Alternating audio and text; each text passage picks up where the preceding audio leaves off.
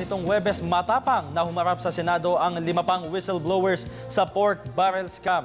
Dito ibinunyag ng mga testigo ang maanumalyang transaksyon ni Janet Lim Napoles gamit ang pondo ng bayan. Balikan natin ang detalye sa ulat ni Bianca Piedad. Matapang na humarap at nagsalita ang 5 pang whistleblowers sa multi-bilyong pork barrel scam sa ikalimang pagdinig ng Senate Blue Ribbon Committee. Isinalaysay ni Merlinia Suñas, Marina Sula, Gertrudes Luy, Arlene Baltazar at Monet Briones ang naging partisipasyon nila sa mga non-government organizations at foundations nang di umano'y utak ng 10 billion peso pork barrel scam na si Janet Lim Napoles.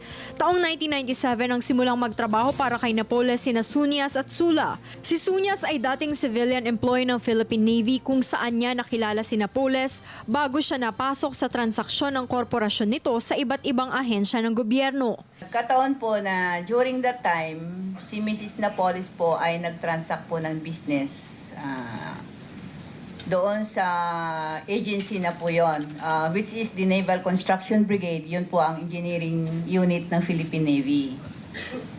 Doon po kami nagkakilala until na naging employee po ako sa kanya. Ibinulgar din ni Suñas na maliliit na items pa lang noon ang kanilang sinusupply proyekto na nakukuha ni Napoles gaya ng fertilizer. Nadawit din anya ang kanyang pinsan na engineer sa Australia na si Nemesio Pablo Jr. dahil basta na lang sila gumagamit ng pangalan ng ibang tao bilang presidente ng mga NGOs ni Napoles na lingid sa kaalaman ng mga ito. Hiniling naman ni Senador Coco Pimentel kay Justice Secretary Leila de Lima na tanggalin na ang kaso laban kay Pablo dahil pinatunay ni Suñas sa kanyang testimonya na wala itong kinalaman sa Napoles NGO. Tama naman yung sinabi niyang hindi rin niya alam naging presidente siya. Hindi po siya, wala po siyang kaalam-alam po. Sino po nga ang nung sa pangyayaring yon? Sino responsible sa pangyayari na iyon? Si Mrs. Napoles po. Nagsilbi naman bilang taga-withdraw ng pera at taga-bukas ng bank accounts ni Napoles ang whistleblower na si Marina Sula. Nauutusan din umano siyang maghatid ng pera. Minsan, naghatid po ako ng pera sa isang agent po ng lawmaker.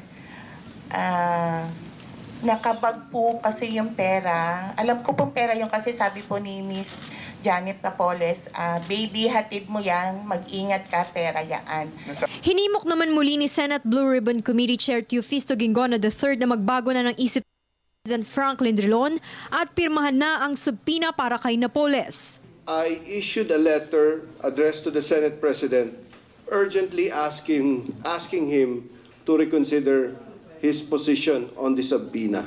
Linagay ko doon, we would appreciate if you could respond within 3 days just so that to tell him that we're urgently waiting for his response. Sinabi pa ni Gingono na wala dapat kilingan ang Senado sa pagpapatawag ng mga testigo sa PDAF probe. At sinabing wala namang ruling ang ombudsman na hindi dapat humarap si Napoles, kundi abiso lamang umano ito at depende pa rin sa desisyon ng leader ng Senado. Walang ruling ang ombudsman.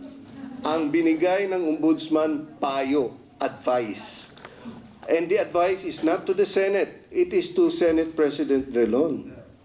So, there is no prohibition. So, walang banggaan at all. Para sa telebisyon ng Bayan, Bianca Piedad.